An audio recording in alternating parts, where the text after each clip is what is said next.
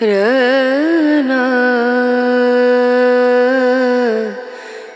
you imagine a place in the world where a woman not only has one husband, but several? And more strangely, these men are blood brothers. This is not the scenario of a surreal film, but a living reality in the heart of the silent mountains of Nepal. Nestled between the winds of Tibet and the eternal snows of the Himalayas, in a land called Mustang, there are still women who marry multiple brothers to help their families survive poverty and hunger. A culture that modern reasoning may reject, but the logic of survival dictates: live together or die alone. Welcome to Nepal, where love and survival have no clear boundaries.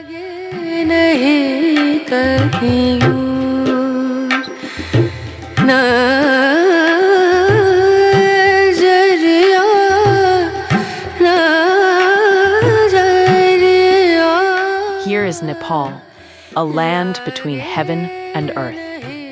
A country where peaks like Everest rise from its core, and people have been battling nature for thousands of years, in the embrace of snow and wind, without yielding. Amidst the villages, surrounded by dry rocks and frozen rivers, traditions have survived that are shocking and even unbelievable to our modern minds.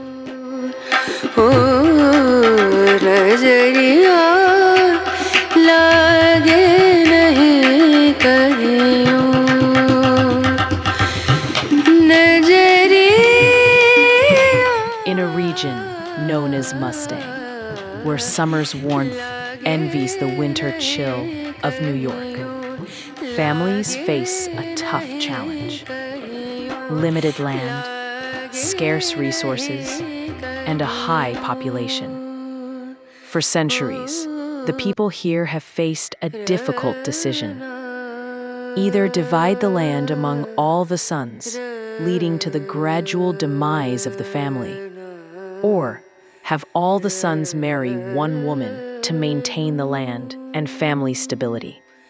This practice is called fraternal polyandry, the custom of one woman marrying multiple brothers. While this might seem strange to us today, in Mustang, it represents survival. In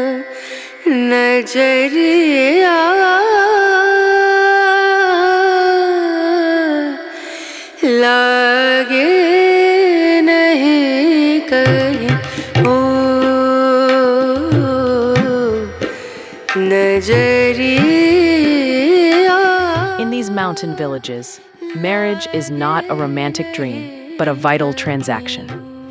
A girl at the age of 18 may become the wife of 3 brothers, all living together in a small house. The oldest brother usually takes on the role of the official husband, but all share responsibilities, work, and even parenting. When one brother heads to the pasture, another works the fields, and the third cares for the children. While this may be incomprehensible to us, for them, this division of roles is sacred, the only way to preserve the family.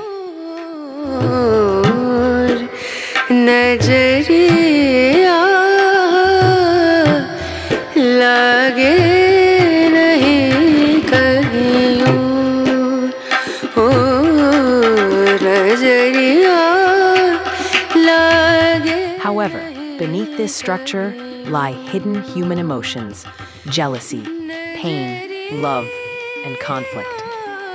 In interviews conducted by sociologists with Mustang women, many express, "We do not choose who we fall in love with. We choose how to survive." Simple phrases, yet filled with sorrow. In a world where love is the most luxurious concept, survival becomes the only law of nature.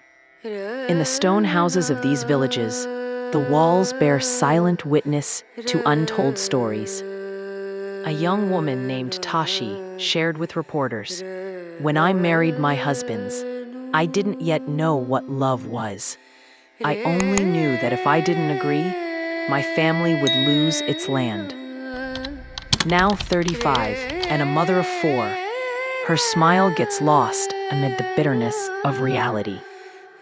We have learned to bury jealousy because all we have is this roof.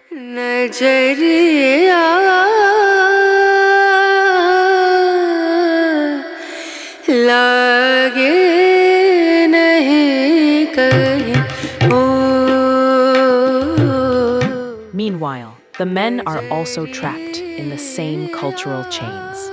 One of the brothers, who is a shepherd, says, "If my father had divided the land among us 4 brothers, no one would survive.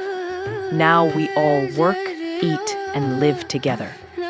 It may seem strange, but we are happy." And this is the point where one must pause and ask, what does happiness mean? In Nepali culture, the value of family supersedes the individual. While the modern world seeks individual independence and free choice, Mustang still spins in a cycle of collectivism and survival. However, the wave of modernity is slowly seeping in.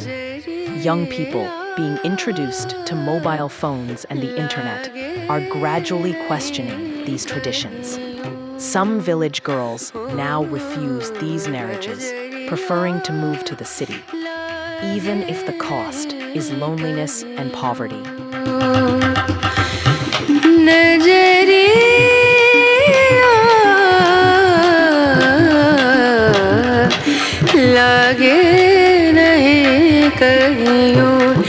A British anthropologist wrote in his research, "In Mustang, survival has triumphed over love, yet love still breathes in the darkness." Until a few decades ago, people outside this region were unaware that such a custom existed. However, now, with documentaries and social media, the eyes of the world are drawn to these cultures, a gaze that is sometimes judgmental and at other times filled with respect.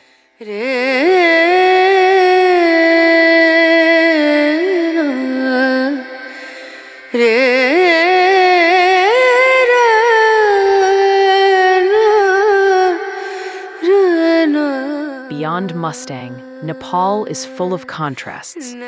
From the dazzling cities like Kathmandu to villages still illuminated by lanterns. On one side, yoga, meditation, and tourists seeking inner peace. On the other, people climbing to the peaks for a single meal. In such a place, life is not defined as easy, but rather as sacred. Every moment is a blend of suffering, philosophy, and faith. Nepal is a cultural mosaic, a land where Hindus, Buddhists, and mountain tribes coexist. Amid this diversity, being human means adapting. While the tradition of polyandry in Mustang may seem strange at first glance, if one day, in -20-degree weather, your only shelter is a mud roof, many impossibilities may begin to seem possible. In this forgotten civilization, women are not just wives, but pillars of tribal continuity. They are farmers, mothers, caregivers, mediators, and sometimes victims. Yet perhaps, in the deepest sense, these women symbolize the essence of adaptability, adapting to a world that is not always fair. When we speak of the suffering of these women or men, we must not look at them through judgmental eyes. Every culture has a story that may seem strange from the outside, yet makes perfect sense from within. Nepal teaches us that humans in every corner of the world pay any price to survive. Sometimes love, sometimes freedom. If this story has moved you, share it. Perhaps a small narrative can shed light on a world that breathes in silence for survival. Remember, the world is filled with realities that books have not told, and we are meant to discover them one by one.